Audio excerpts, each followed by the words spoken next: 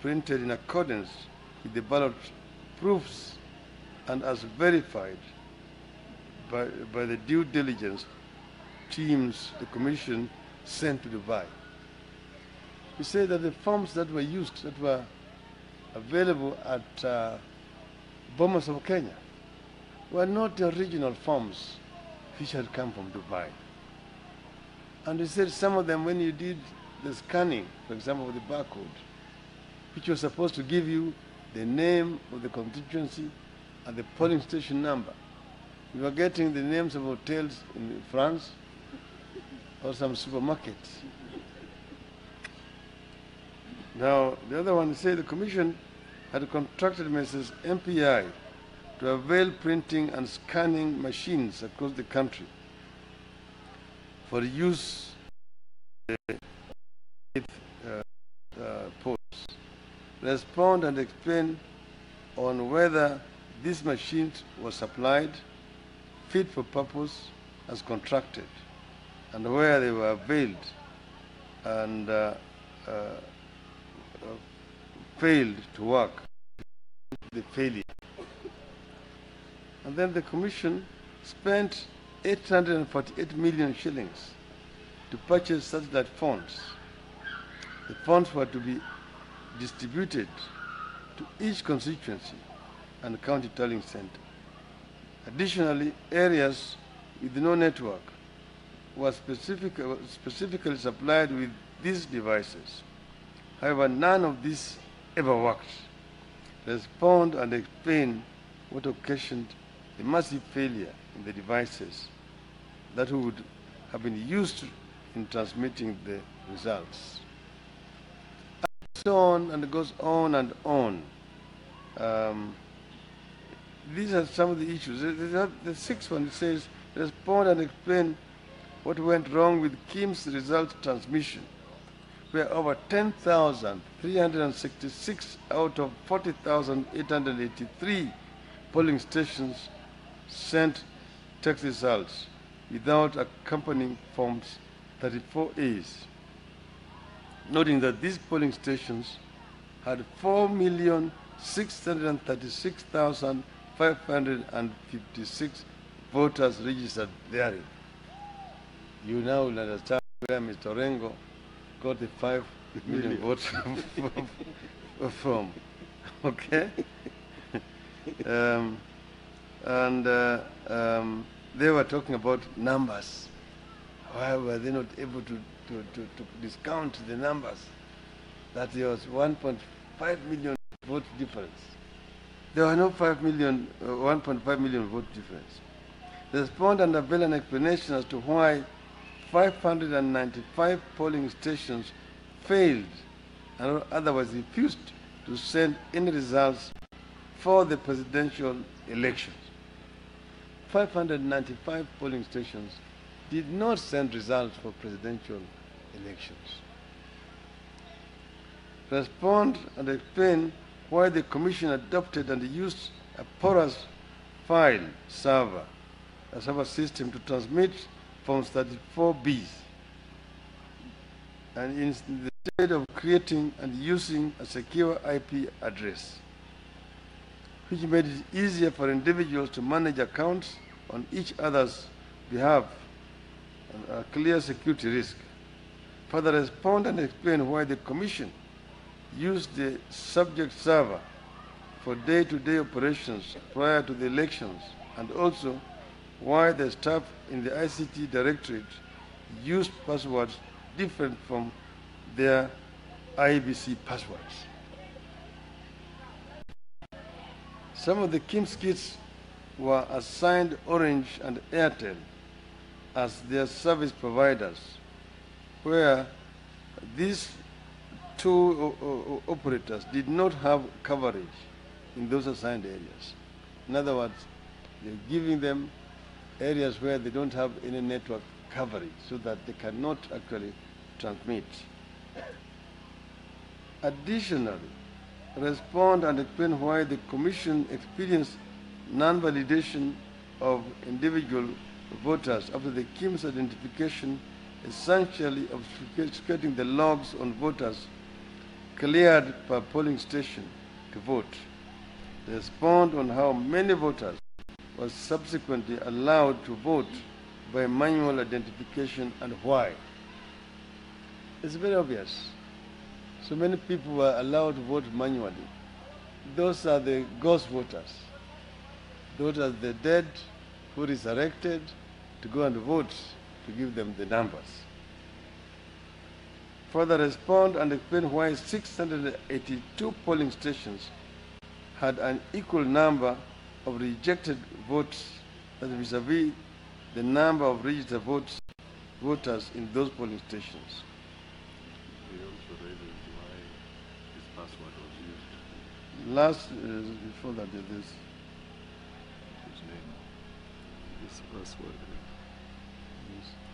Yeah, so this is what most important. Yeah, number 5 says Mr. Paul Mugo and Mr. Boniface Wamai, under instruction from the director, ICT, Mr. James Mohati, availed a memo dated 31st August 2017 to the chairman's office through your office, which memo confirmed the creation of a username account and a password in the name of the chairperson of IEBC without my knowledge or consent. And subsequently, this account was used to undertake over 9,934 transactions. I direct that you take immediate action against these officers and report back by closed day of business today. This is what we say, that nearly 10,000 from 34 A's were altered in the servers using the password of the chairman. This, our experts found from the logs which they were given by the IEBC themselves when they refused to open the server. They gave our people the logs, and our experts were able to decipher and find out that in fact, but they started entering data in the server on the 7th of August. That's a day before the polling. They had already started polling themselves inside it. And this continued. And that's the password of one Mr. Chirchir, who was the chief agent of Mr. Uhuru Kenyatta, was also posting results in this IEBC server himself. So Jubilee cannot tell us about what happened in the election. They know exactly what happened. What happened here is so criminal. That's why we are saying that these Jubilee people actually belong to jail. These are not people you even want to compete with. They are not fair competitors. They just want to steal. They want to steal the right of the people of Kenya. Kenyans endured the heavy sunshine, the heat of the sun, the rains, to vote.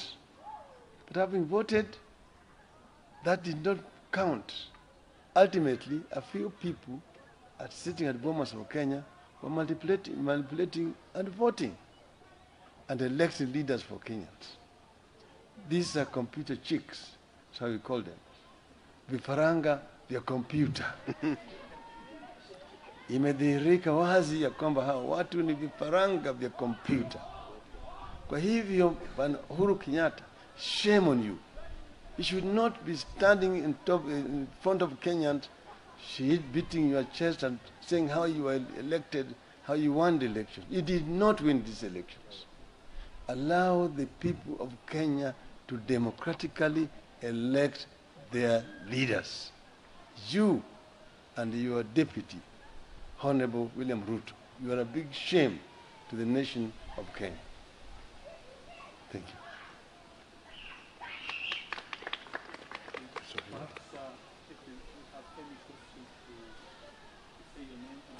Yale ambaye yamedhihirika kwa hii barua ambaye imeandikwa na mwenyekiti wa tume ya uchaguzi Bwana Chebukati, kwa mkurugenzi mkuu wa tume huo Bwana Chiloba, tayari imefichua kila kitu, imeonyesha dhahiri shahiri vile njama ilifanywa ya kuiba kura na vile ilivyofanyika. Yale yote ambayo tulipeleka mahakamani yamo hapa. Bwana mwenyekiti ameuliza Bwana Chiloba amueleze yale yote ambayo yalifanyika. Kwa mfano vile sahihi yake ilitumika kubatilisha matokeo ya uchaguzi kwa vituo kama 10,000 na kitu. Yaani matokeo yalibadilishwa hapo Bomas wa Kenya. Kuna vituo vingine ambayo hazikupiga kura, yaani matokeo haikuletwa Bomas wa Kenya. Karibu vituo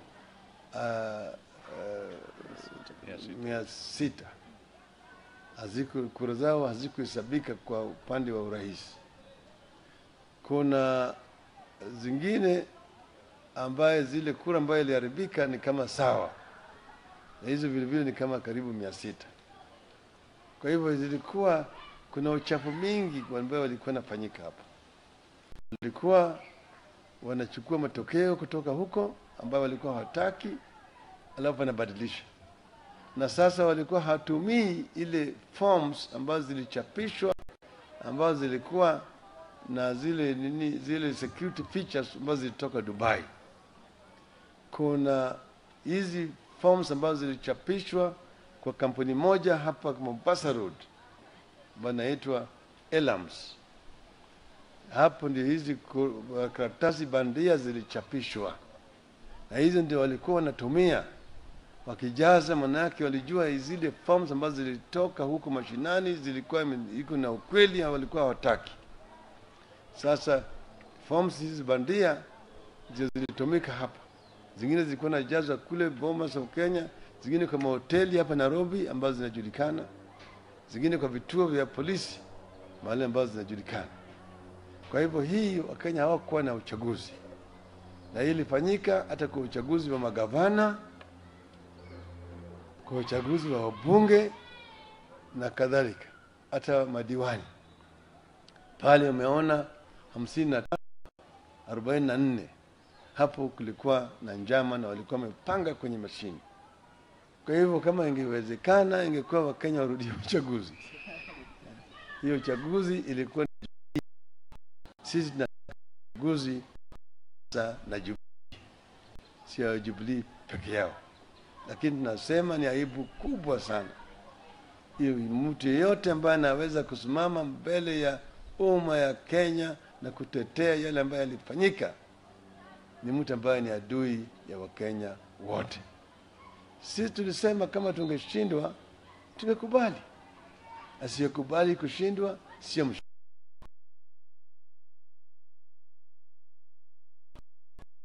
Jubilee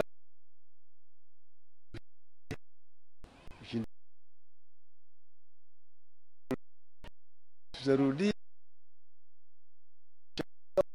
Mrs.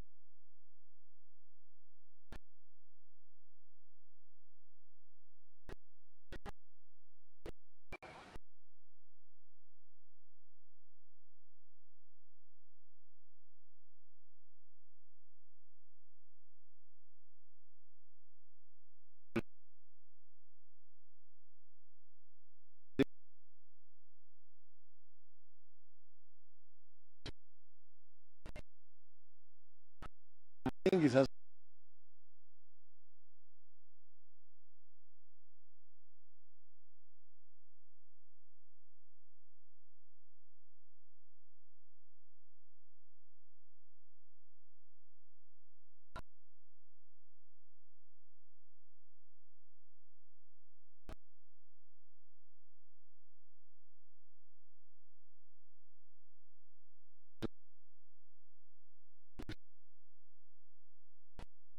anza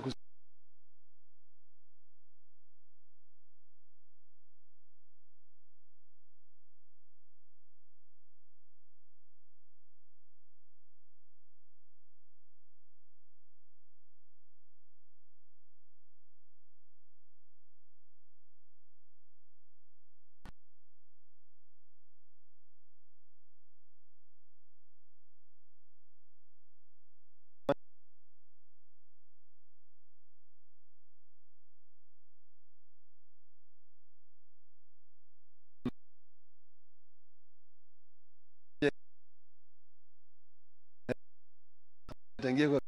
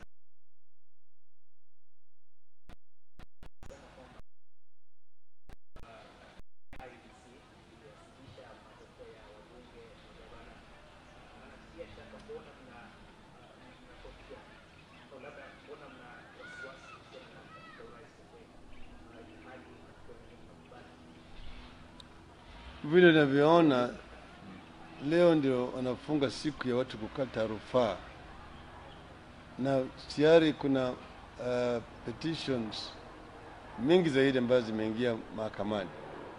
Hiyo tayari ni dhihirisho ya kwamba uchaguzi haikuwa tu mbaya kwa upande wa rais peke yake. Nafikiri petition ya magavana zaidi ya 10. Kuna magavana yetu zaidi ya karibu 10 ambaye walishinda lakini wakafanyiwa tu vile ya rais ilifanyika. Umeona pale 54 pale umeona 55-44 mpaka ujue kwamba hapo kuna mambo. Hata kwa upande ya ubunge, hata kwa upande wa MCS zote ziko namna hiyo. Na sisi tumeongea hata na wale ambao walifanya hiyo mpango, wale wataalamu wamekuja kwetu leo hii na kuonyesha sisi vile hiyo maneno ilipangwa, vile iliwaka, vile ilifanya kazi. Kwa hivyo Bwana Uhuru Kenyatta mwambie yeye labda hajui, yeye ni mgeni Jerusalem. Sisi tu wenyeji. Sasa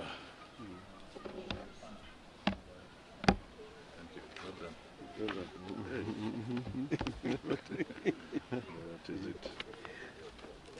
The church leaders also should talk.